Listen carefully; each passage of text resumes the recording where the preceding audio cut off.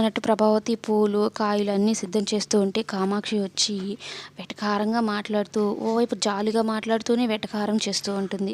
"ఏంటి నన్ను దెప్పొడుస్తున్నావా" అన్నట్టు మాట్లాడుతూ ఉంటే, "మరి చూడు వదిన, ఎక్కడ జరగాల్సిన పెళ్ళి ఎక్కడ జరుగుతుందో చూడు.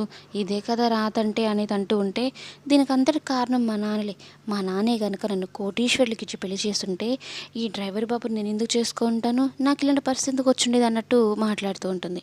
మరోవైపు మనోజ్ ఏమో రోహిణి కోసం ఎదురు చూస్తూ ఉంటాడు. ఏంటి ఇంకా రాలేదు అని.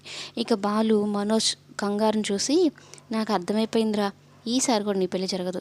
నువ్వింకా పెళ్లి లేకుండానే ఉండిపోవాల్సింది. లేదా ఏ పిల్ల తల్లినో పెళ్లి చేసుకోవాల్సి ఉంటుంది. ఆ పార్లరమ్మ నేను చేసుకోవడం ఇష్టం లేక వెళ్ళిపోయి ఉంటుంది" అని అంటూ ఉంటే, మీనా నీకెందుకు కామ్‌గా ఉండు, అలా మాట్లాడకూడదు అనేది చెప్తూ ఉంటుంది.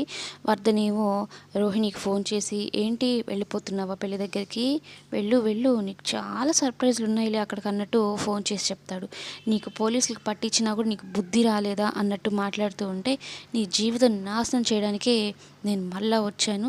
నువ్వెలా ప్రశాంతంగా ఉంటావు, ఎలా పెళ్లి చేసుకుంటావో నేను కూడా చూస్తానన్నట్టు రోహిణిని బెదిరిస్తూ ఉంటాడు వర్ధన్.